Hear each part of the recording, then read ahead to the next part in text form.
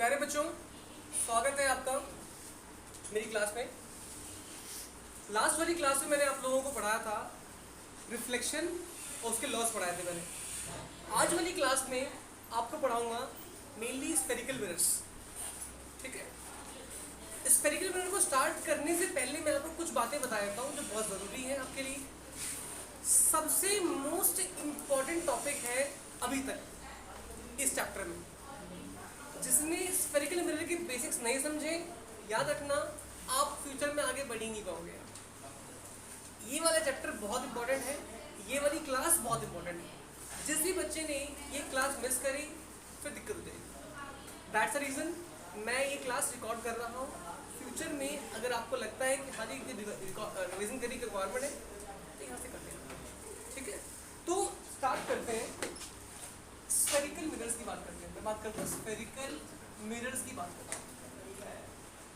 Last वाली class में मैंने आप लोगों से एक बात कही थी कि एक मिरर होता है, there is a mirror.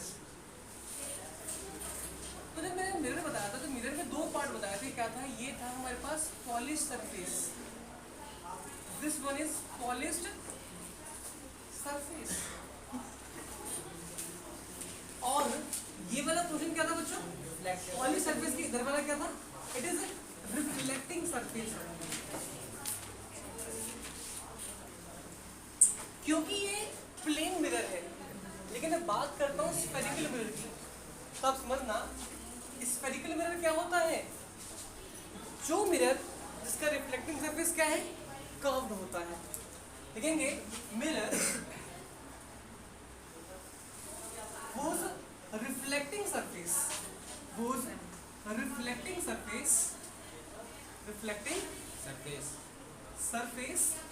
is curved। जिसका रिफ्लेक्टिंग सरफेस क्या है बच्चों? कर्व होता है। हम क्या बोलते हैं? इसको बोलते हैं स्फेरिकल मिरर बोलते हैं। याद रहेगी बात? जिसका रिफ्लेक्टिंग सरफेस क्या है? कर्व होता है। अच्छा, स्फेरिकल मिरर दो तरह के होते हैं बच्चों। स्फेरिकल मिरर जो होता है वो दो तरह का होता है। कौन कौन सा? पहला होता है कॉनकेव और दूसरा होता है कॉन्वेक्स। एक कॉनकेव मिरर होता है और दूसरा कॉन्वेक्स मिरर होता है। अगर कोई पूछता है कि what is concave mirror, what is convex mirror, तो उसमें कुछ बातें समझनी है। मैं यहाँ पे सिखा रहा हूँ कॉनकेव मिरर के बारे में। किस जगह पे सिखा दूँ? सीख लेना। अगर मैंने बोला कॉनकेव मिरर की बात करता हूँ तो क्या होता है? ये कुछ ऐसा मिरर होगा कि इसके बाहर की तरफ क्या होता है बच्चों? पॉलिश होती है बच्चों और रिफ्लेक्ट। नॉर्मल शीशा जो होता है वो प्लेन होता है, लेकिन ये शीशा हल्का सा टेढ़ा है। हल्का टेढ़ा है मतलब कर्व्ड है। इसके बाहरी तरफ क्या है? पॉलिश है। तो रिफ्लेक्टिंग सरफेस क्या है? अंदर की तरफ। तो बोलूंगा कि पॉलिश सरफेस है। पॉलिश सरफेस क्या है बच्चों? वो ये रहा। तो मैं बोलूंगा रिफ्लेक्टिंग सरफेस कौन सा है बच्चों? वो ये। तो अगर पूछता है व्हाट इज कॉनकेव मिरर, तो बोलना वो ऐसा spherical mirror whose reflecting surface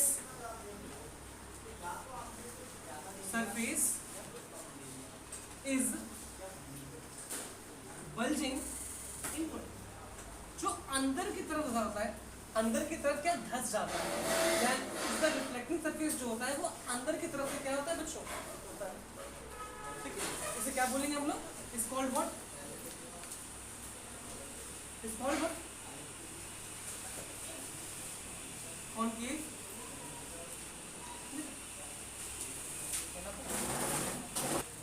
अगर कोई पूछता है आपसे कि बताओ व्हाट इज कॉनकेव मिरर, तो बोलना कि ऐसा स्फेरिकल मिरर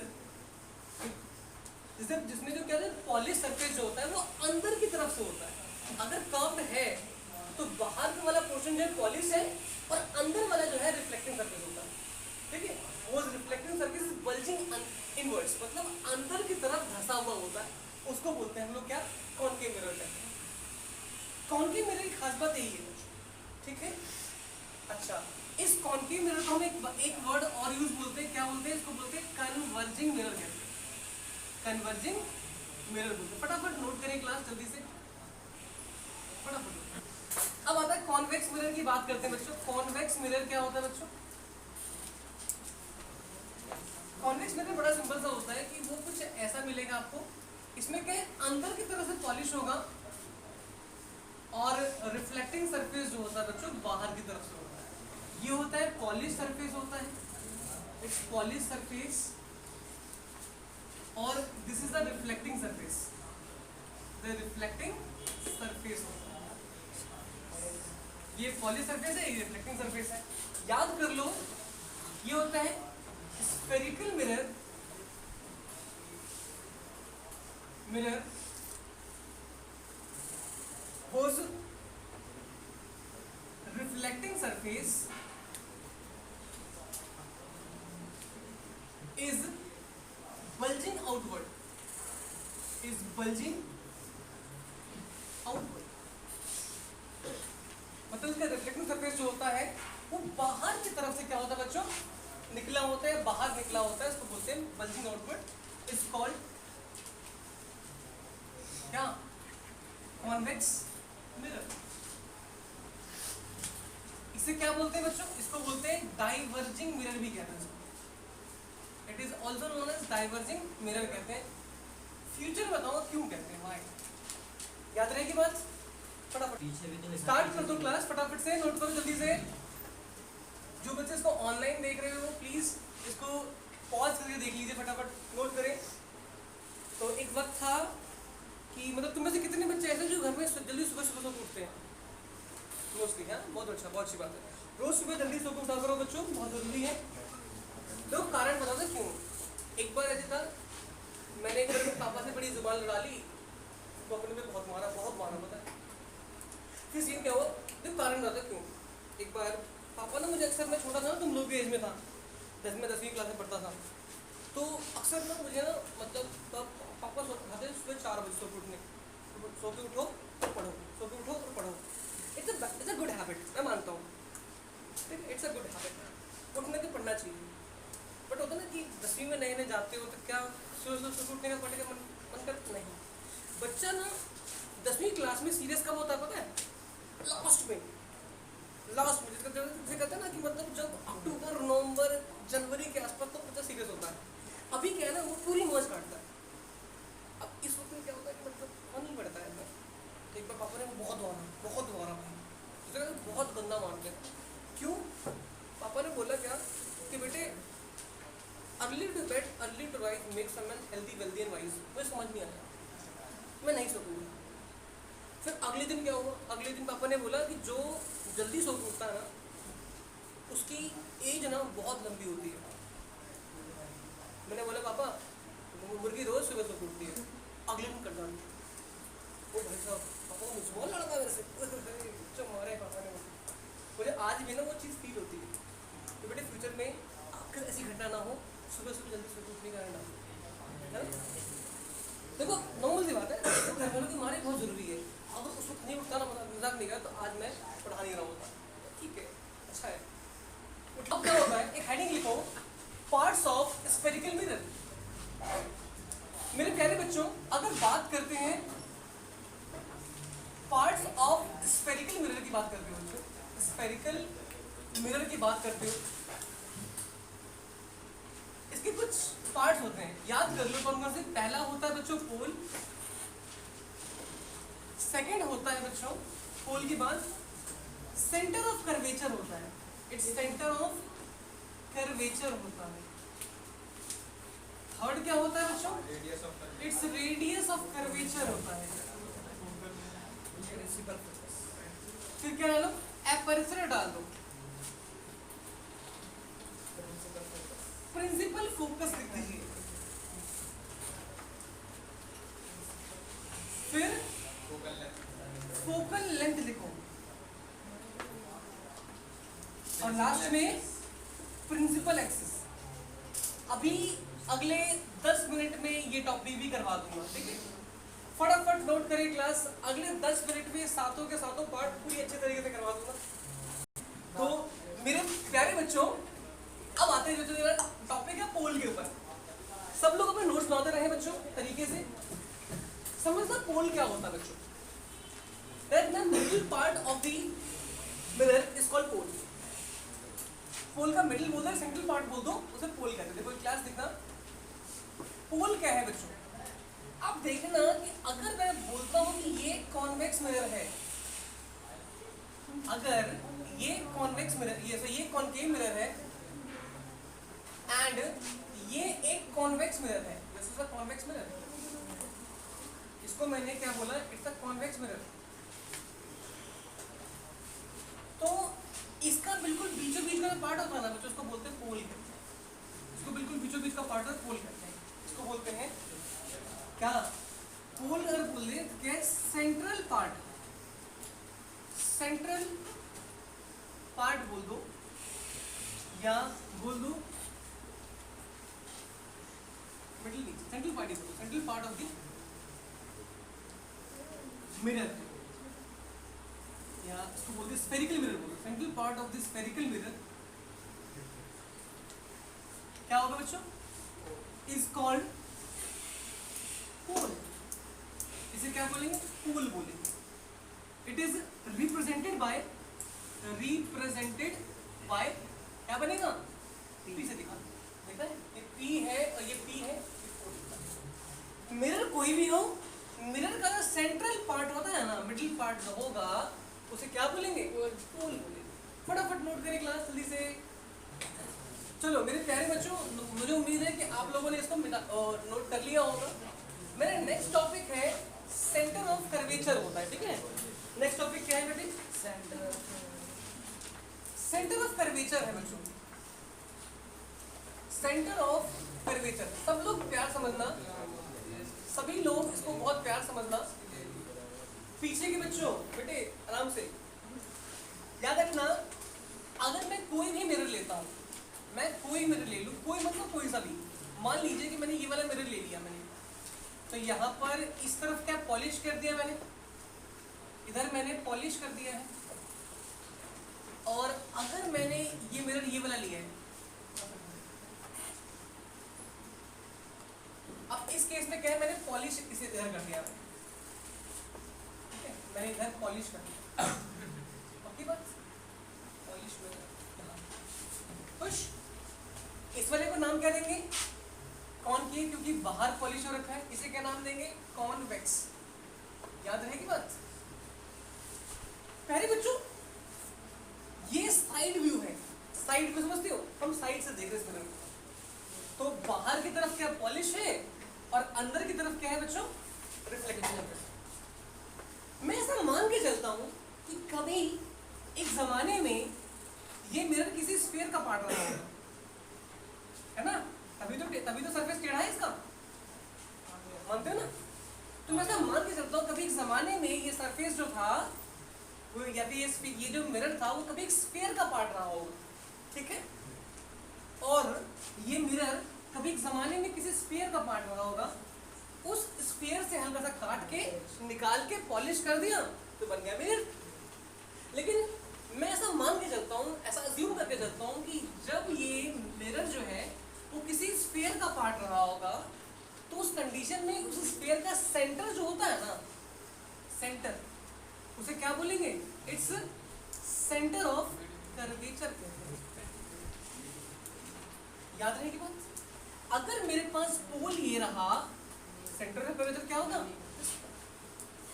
अगर मेरे पास पोल यहाँ पर है, सेंटर ऑफ कर्वेचर क्या होगा, क्योंकि ये सेंटर जो है इस पूरे स्फीयर का सेंटर होगा, ये सेंटर जो है पूरे स्फीयर का सेंटर होगा। दोबारा समझो, हम ऐसा अज्यूम करते हैं कि ये मिरर कभी जमाने में एक बड़े से स्फीयर का सेंटर, स्फीयर का पार्ट रहा होगा, तो जिस स्फीयर का पार्ट रहा होगा उस स्फीयर के सेंटर को बोलते हैं centre of curvature.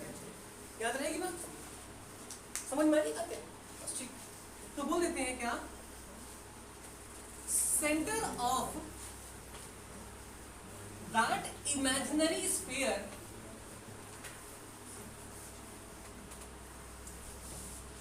sphere of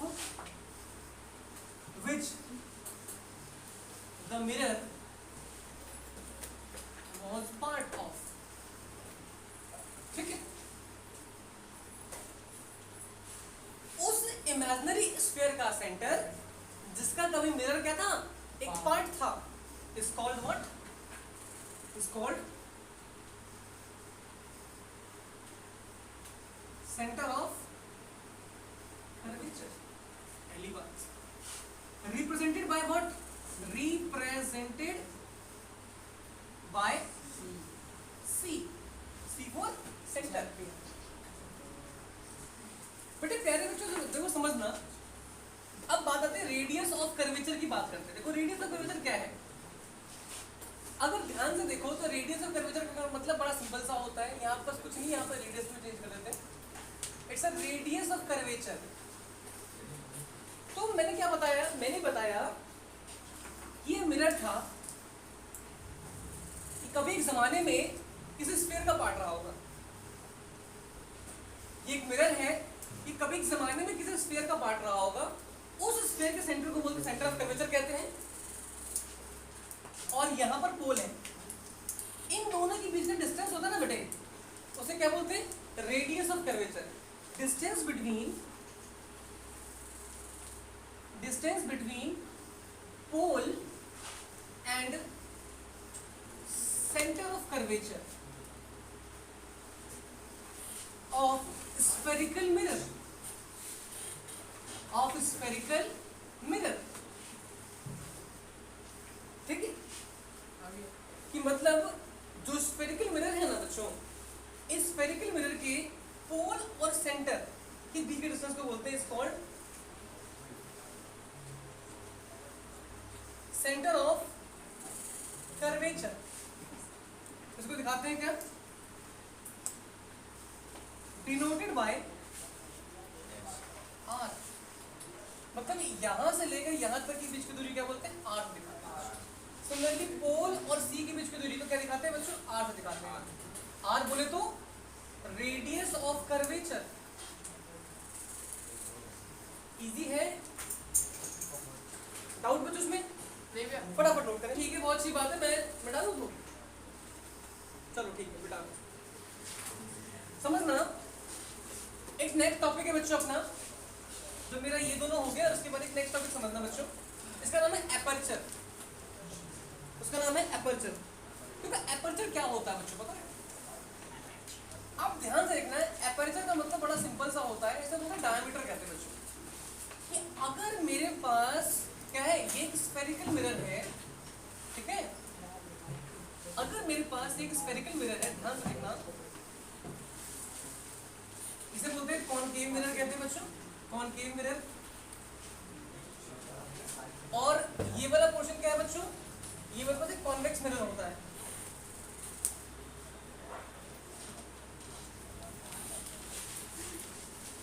ठीक है।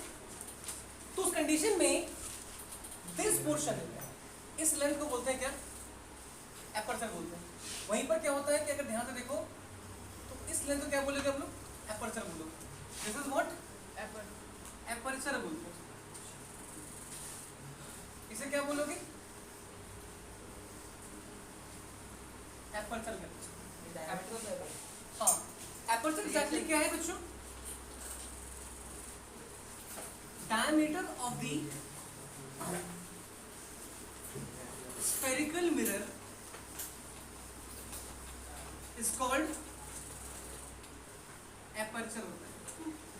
फटाफट नोट करिए क्लास ली तो फटाफट से। अब एक सबसे मोस्ट इंपॉर्टेंट टॉपिक समझना, उसका नाम है प्रिंसिपल फोकस। सबसे इंपॉर्टेंट टॉपिक है बच्चों अपने पास ये। देखो प्रिंसिपल फोकस के साथ सबसे खास बात क्या होती है,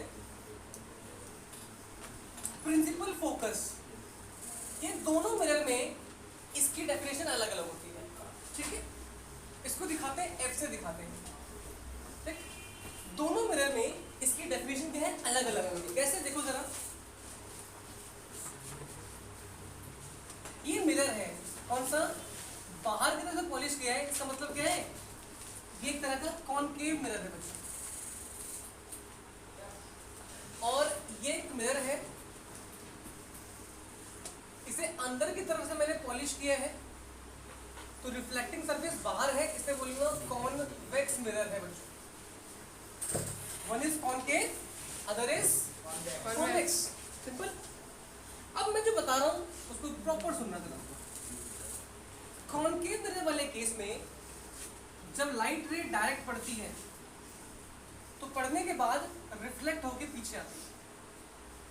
यहां से लाइट रे डायरेक्ट पड़ेगी, इसे पढ़ने के बाद रिफ्लेक्शन के बाद पीछे की तरफ आएगी। और मैंने आप लोगों को बताया था कि जिस पॉइंट पर रिफ्लेक्शन के बाद जहां पर कट होगा वहां इमेज बनेगा। अब ध्यान से देखना, यहां से लाइट रे आई, टकरा के यहां गई, यहां से लाइट रे आई, टकरा के यहां से जा रही है, यहां से लाइट रे आ रही है, टकरा के कहां जा रही है, इधर जा रही है। जिस पॉइंट पर सारी की सारी लाइट रेज रिफ्लेक्शन के बाद मीट करती हैं, that is called what? Principal focus in concave mirror.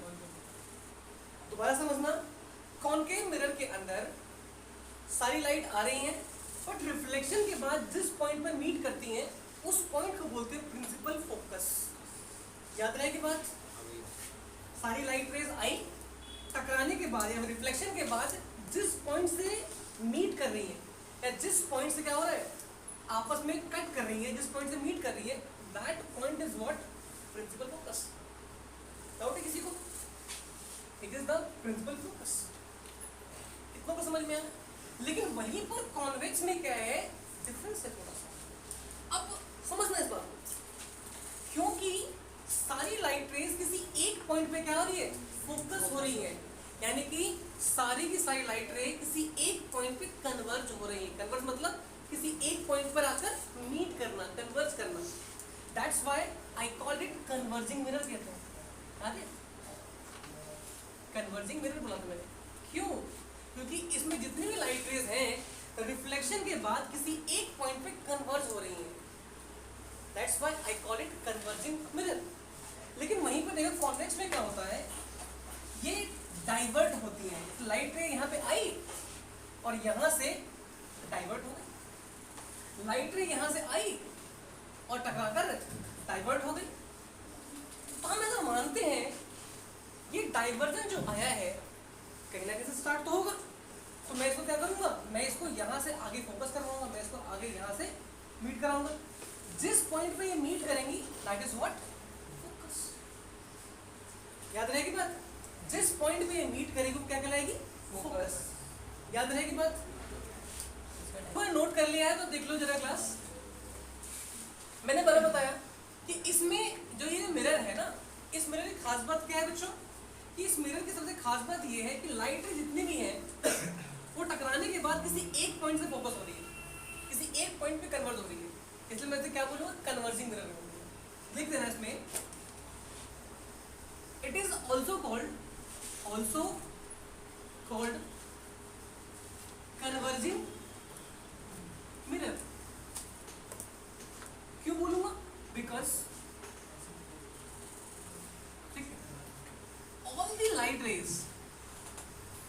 all the light rays falls या फिर converge on a single point, yeah,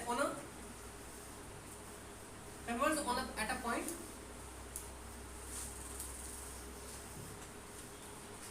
after reflection। Reflection के बाद सारी की सारी लाइट रे किसी एक पॉइंट पे क्या है, कन्वर्ज हो रही है। That's why I called it converging. लेकिन जब बात करते हैं डाइवर्जिंग मिरर की बात करते हैं, देखो इसको बोलते हैं, कॉन्वेक्स मिरर को बोलते हैं एक तरह का डाइवर्जिंग मिरर। क्यों कहते हैं बच्चों? इसके पीछे कारण क्या है बच्चों? लाइट रे यहां से गई, टकराकर डाइवर्ट हो गई, लाइट रे यहां से गई, टकराकर डाइवर्ट हो गई। तो मेरा पॉइंट है कि लाइट रे अगर यहां से जा रही है तो कहीं ना कहीं से स्टार्ट तो ये हो गई। तो जब मैंने इसको यहां पर मैंने वो किया, इसको आगे प्रोड्यूस किया, जिस पॉइंट पे कट करेगा उसको बोलेंगे फोकस। इसका मतलब ये है कि लाइट रे इस फोकस से क्या हो रही है, डाइवर्ट हो रही है। ठीक है, इसको डाइवर्जिंग मिरर क्यों बोलते हैं? बिकॉज जितनी भी लाइट रे पास होती हैं वो रिफ्लेक्शन के बाद फोकस से डाइवर्ट हो रही है। That's why we call it diverging mirror. कितना क्लियर? अब ध्यान दो, जब मैंने प्रिंसिपल फोकस की बात करी, मैंने सब लोग समझना, जब मैंने प्रिंसिपल फोकस की बात करी तो उसके बाद एक टॉपिक है फोकल लेंथ। फोकल लेंथ ये क्या होता है बच्चों? तो मैं एक चीज समझ चुका हूं क्या, कि अगर मेरा ये मिरर कौन सा है, कॉनकेव मिरर है, अगर ये मेरा मिरर कॉनकेव मिरर है तो देखो यहां पर मेरा क्या होगा, पोल होगा, उसके सीध में क्या होता है बच्चों, फोकस होता है, और उसी सीध में क्या होगा बच्चों, सेंटर ऑफ कर्वेचर होता है। तो इस पोल और फोकस के बीच की दूरी क्या बोलते हैं बच्चों, फोकल लेंथ। फोकल लेंथ को डिनोट करते हैं बच्चों ऐसे, दिस वन, ऐसे और ऐसे, ठीक है। स्मॉल एफ मत करना है, स्मॉल एफ बच्चे क्या करते हैं, कुछ बच्चे ऐसे भी कर देते हैं, नहीं ऐसे नहीं, कोशिश करना कि इसको ऐसे बनाइए। वहीं पे अगर बात करते हैं कॉन्वेक्स मिरर की, बात करोगे आप लोग, तो कॉन्वेक्स मिरर वाले केस में हम क्या करेंगे, यहाँ पर पॉलिश करते हैं, ठीक है, पोल बना यहाँ पर, यहाँ बना फोकस, यहाँ बना सेंटर ऑफ कर्वेचर बनेगा। तो पोल और फोकस के बीच की दूरी क्या बोलते हैं, फोकल लेंथ, ठीक है। तो कोई पूछता है कि व्हाट इज फोकल लेंथ, तो बोलना है distance between pole and principal focus is called focal length. मतलब पोल और फोकस के बीच की दूरी को फोकल लेंथ कहते हैं, पहली बात। सेकंड क्या है, डिनोटेड बाय, क्या होगा, F, बड़ा सिंपल सा, ठीक। मैंने बोला प्रिंसिपल एक्सेस, ये क्या होता है बच्चों, एक तरह का इमेजिनरी लाइन होता है बच्चों।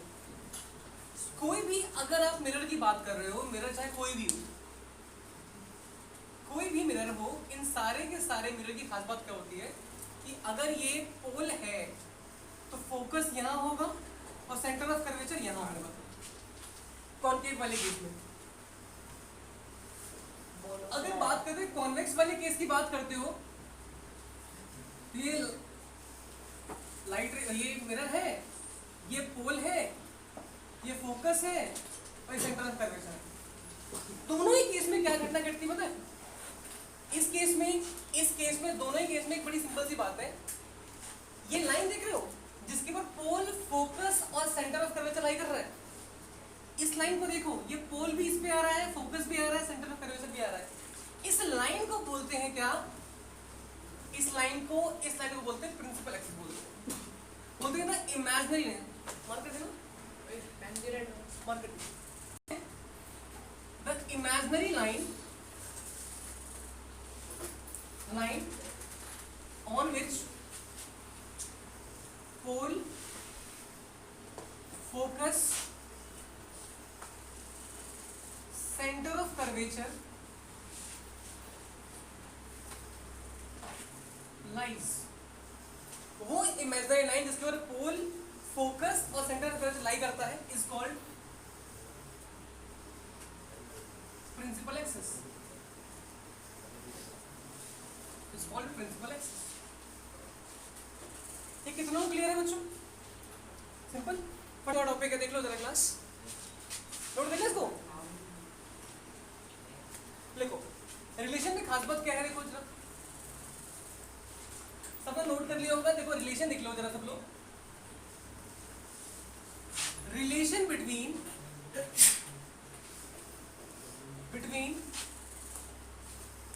फोकल लेंथ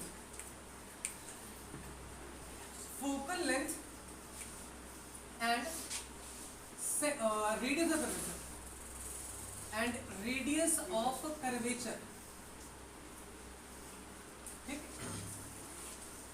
मतलब F और R में क्या रिलेशन है, फोकस, फोकल लेंथ और रेडियस कर्वेचर में क्या रिलेशन है, समझना इस चीज को। अगर मेरे पास अगर ये कॉनकेव मिरर है और मेरे पास यहां पर एक कॉन्वेक्स मिरर है, इन दोनों ही केस में एक एक बहुत ही इंपॉर्टेंट घटना घटती है। अगर मेरे पास ये पोल है, मेरे पास ये फोकस है और मेरे पास सेंटर ऑफ कर्वेचर है, तो मैंने बताया था कि यहां से लेकर यहां तक क्या होगा, आर होता है, इसको बोलते हैं रेडियस ऑफ कर्वेचर कहते हैं। और यहां से लेकर यहां तक क्या होता है, एफ होता है, इसको बोलते हैं फोकल लेंथ कहते हैं।